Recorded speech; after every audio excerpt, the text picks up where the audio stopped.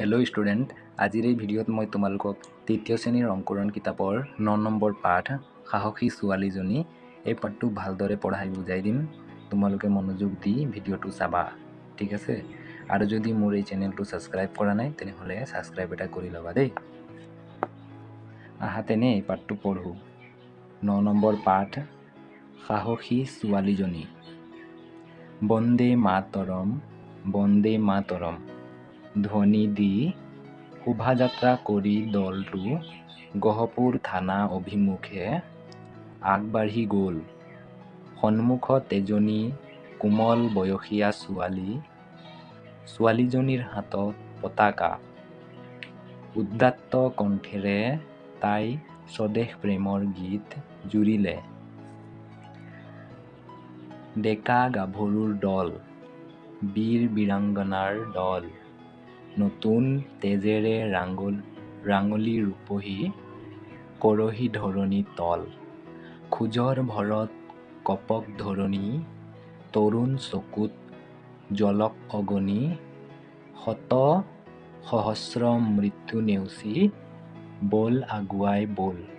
মানে কি হ'ল, বন্দে মাতৰম ধ্বনি দি শোভাযাত্ৰা কৰি কি গৈছিলে, গহপুৰ থানাৰ অভিমুখে আগবাঢ়ি গৈছিলে এখন দল, ঠিক আছে? সেই দলত এজনী কোমল বয়সীয়া ছোৱালীজনীৰ হাতত ৰাষ্ট্ৰীয় পতাকা আছিলে, ঠিক আছে? আৰু সেই ছোৱালীজনীয়ে উদাত্ত কণ্ঠেৰে স্বদেশ প্ৰেমৰ গীত গাইছিলে। গীতটো এইটো, ঠিক আছে? তাৰ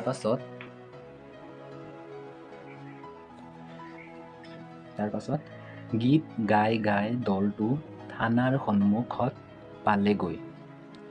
লগে লগে পুলিচে বাট আগচি ধৰি হুংকাৰ দিলে।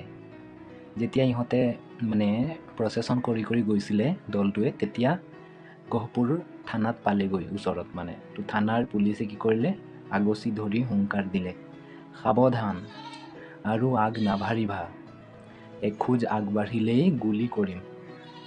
পৰিৱেশ উত্তপ্ত হৈ পৰিল, কিন্তু হাতত পতাকা লোৱা ছোৱালীজনীয়ে পুলিচৰ হুংকাৰলৈ ভ্ৰূক্ষেপ নকৰি বীৰদৰ্পে ক'লে, এইখন আমাৰ দেশ, এইখন দেশত বিদেশৰ কোনো অধিকাৰ নাই। থানাত আমি জাতীয় নিচান উৰুৱামেই। এই বুলি ছোৱালীজনীয়ে সকলোকে আগুৱাবলৈ আহ্বান জনালে। যেতিয়া পুলিচে ৰখালে, তেতিয়া ছোৱালীজনীয়ে হুংকাৰ দি মানে ভয় নকৰি কেনে কথা ক'লে ছোৱালীজনী, ঠিক আছে? তেওঁ নিজে আগবাঢ়ি গৈ পতাকা উৰুৱাবলৈ উদ্যত হ'ল। লগে লগে পুলিচে তেওঁলৈ গুলী এৰিলে। যেতিয়া এই ছোৱালীজনীয়ে পতাকা লৈ উৰুৱামেই বুলি আগুৱাই গ'ল, তেতিয়া পুলিচে গুলী চলালে, ঠিক আছে? গুলীয়ে ছোৱালীজনীৰ বুকু ভেদি গ'ল আৰু সেই গুলীটো ছোৱালীজনীৰ বুকুত লাগিলে, ঠিক আছে? তেওঁ থিতাতে বাগৰি পৰিল। দেশৰ হকে যুঁজি তেওঁ শ্বহীদ হ'ল আৰু ছোৱালীজনী তেতিয়া মৰিলে, ঠিক আছে? গুলী লাগিলেতো মৰিবই, নহয় জানো? তাৰ পাছত দেশৰ বাবে প্ৰাণ আহুতি দিয়া এই সাহসী ছোৱালীজনীয়েই হ'ল কনকলতা। এই দেশৰ হকে যে প্ৰাণ ত্যাগ কৰিলে, এই ছোৱালীজনীৰ নাম কি? কনকলতা। কাহিনীটো 1942 চনৰ স্বাধীনতা আন্দোলনৰ, ঠিক আছে? এই কাহিনীটো হয় 1942 চনৰ স্বাধীনতা আন্দোলনৰ কাহিনী হয়। সেই কাহিনীটো ইয়াত মানে কিতাপটোত এড কৰিছে, ঠিক আছে? তেতিয়া সমগ্ৰ দেশতেই স্বাধীনতা আন্দোলনৰ ঢৌ। কোমলমতীয়া কনকলতায়ো সেই অনুপ্ৰেৰণাৰে আন্দোলনত নামি মৃত্যুবৰণ কৰিছিল। তেতিয়াই যেতিয়া স্বাধীনতা আন্দোলনৰ সময় আছিল, তেতিয়াই কনকলতায়ো আমাৰ অসমৰ কনকলতাৰ ঘৰ তেজপুৰত আছিলে। এই কনকলতাই প্ৰাণ ত্যাগ কৰিছিলে, ঠিক আছে? চ' এই পাঠটো ইমানতেই শেষ হৈছে। ইয়াত শ্বৰ্টলি মানে স্বাধীনতা আন্দোলনৰ যোনবিলাক শ্বহীদ হোৱা মানুহ, তেখেত বিষয় লৈ, এইটো কনকলতাৰ বিষয় লৈ এই পাঠটো মানে ইয়াত দিছে কিতাপত, ঠিক আছে? তেনেকুৱা আমিও দেশৰ প্ৰতি সদ্ভাৱনা থাকিব লাগে। আমি আমাৰ দেশখনক কেনেকুৱা আগুৱাই যাব পাৰোঁ, আগুৱাই যাবলৈ হ'লে কি কৰিব লাগিব, সেই ঠিক তেনেধৰণে আমি দেশৰ হকে ভাল কাম কৰাটো ভাল। আৰু আমি নিজে ভাল হ'ব লাগিব, তেতিয়াহে আমি দেশখনক ভাল কৰিব পাৰিম। ঠিক আছে, এতিয়া ইয়াৰ প্ৰশ্ন উত্তৰবিলাক মই কৰাই দিম, তোমালোকে ভালদৰে প্ৰশ্ন উত্তৰবিলাক কৰি ল'বা দেই। উত্তৰ দিয়া। ক প্ৰশ্ন, দলটোৱে কি ধ্বনি দি শোভাযাত্ৰা কৰিছিলে? উত্তৰ, দলটোৱে কি ধ্বনি দিছিলে? বন্দে মাতৰম, বন্দে মাতৰম। খ প্ৰশ্ন, শোভাযাত্ৰা কৰি দলটোৱে কোনফালে আগবাঢ়ি গৈছিল? উত্তৰ, গহপুৰ থানাৰ অভিমুখে। গ প্ৰশ্ন, শোভাযাত্ৰাৰ সন্মুখত থকা ছোৱালীজনীয়ে কি গীত জুৰিছিল? উত্তৰ, স্বদেশ প্ৰেমৰ গীত জুৰিছিল। ঘ প্ৰশ্ন, পতাকা উৰুৱাবলৈ যাওঁতে পুলিচে কি কৰিলে? উত্তৰ, গুলী এৰিলে। ঠিক আছে। ১ নম্বৰ প্ৰশ্ন, দেশৰ বাবে প্ৰাণ আহুতি দিয়া ছোৱালীজনীৰ নাম কি? কনকলতা। ২ নম্বৰ, তলৰ কথাকেইষাৰ কোনে কৈছিল? লিখিবলৈ কৈছে। ঠিক আছে, কোনে কোনে কৈছিল? ক প্ৰশ্ন, সাৱধান আৰু নাবাঢ়িবা, এখোজ আগবাঢ়িলেই গুলী কৰিম, এইটো কোনে কৈছিলে? উত্তৰ, পুলিচে কৈছিল। তোমালোকে ভালদৰে লিখিবা দেই ভিতৰৰ বহীত। খ প্ৰশ্ন, এইখন আমাৰ দেশ, এইখন দেশত বিদেশীৰ কোনো অধিকাৰ নাই, থানাত আমি জাতীয় নিচান উৰুৱামেই, এইটো কোনে কৈছিলে? এইটো উত্তৰ হ'ব কনকলতা। ঠিক আছে, তোমালোকে ভালদৰে লিখিবা প্ৰশ্ন উত্তৰবিলাক, আৰু যদি অসুবিধা হৈছে তেনেহ'লে ভিডিঅ'টো ডাউনলোড কৰি লোৱা।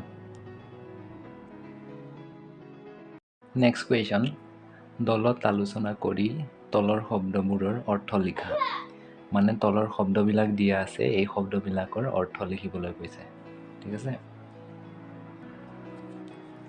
হুংকাৰ, এইটো শব্দ হয়, ইয়াৰ অৰ্থ হৈছে দাবী। ভ্ৰক্ষেপ, কেৰাহীকৈ চোৱা কাৰ্য। ঠিক আছে। আগচি, আগুৰি ধৰা। উত্তপ্ত, বৰ তপত, মানে বৰ গৰম। উদ্যত, সাজু। আহুতি, উচৰ্গা। এইবিলাক লিখি ল'বা দেই। নেক্সট কুৱেশ্যন, তলৰ শব্দবোৰৰ সহায়ত খালী ঠাই পূৰ কৰা। এইবিলাক দিয়া আছে, খালী ঠাইবিলাকত বহাই দিব লাগে। ঠিক আছে। ক, উদাত্ত কণ্ঠেৰে তাই স্বদেশ প্ৰেমৰ গীত জুৰিলে। খ, পুলিচৰ হুংকাৰ শুনাৰ পাছত পৰিৱেশ উত্তপ্ত হৈ পৰিল। গ, ছোৱালীজনীয়ে পুলিচৰ হুংকাৰলৈ ভ্ৰক্ষেপ নকৰিলে।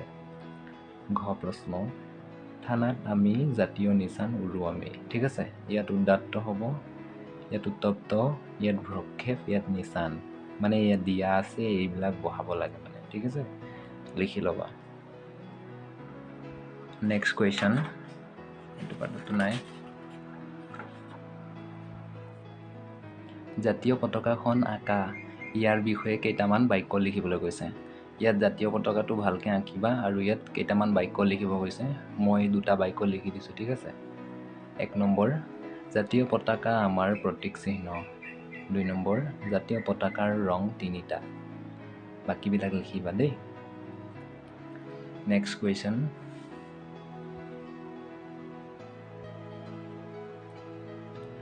তলত উল্লেখ কৰা তাৰিখবোৰ আমি কি কি দিৱস হিচাপে পালন কৰোঁ লিখোঁ আহা। তলৰ এইবিলাক তাৰিখবিলাক দিয়া আছে, কি কি দিৱস হিচাপে পাতোঁ এইবিলাক লিখিব কৈছে। 15 আগষ্ট স্বাধীনতা দিৱস, 26 জানুৱাৰী গণতন্ত্ৰ দিৱস, 2 অক্টোবৰ গান্ধী জয়ন্তী, 20 জুন বিশ্ব পৰিৱেশ দিৱস, আৰু 17 জানুৱাৰী শিল্পী দিৱস। ঠিক আছে, এই পাঠটোৰ মই সমূহ প্ৰশ্ন উত্তৰ কৰাই দিলোঁ, আৰু তোমালোকে ভিডিঅ'টো বন্ধুবৰ্গলৈ শ্বেয়াৰ কৰিবা আৰু ছাবস্ক্ৰাইব কৰিবলৈ নাপাহৰিবা। ঠিক আছে। চ' থেংক ইউ ফৰ ৱাচিং, থেংক ইউ, বাই।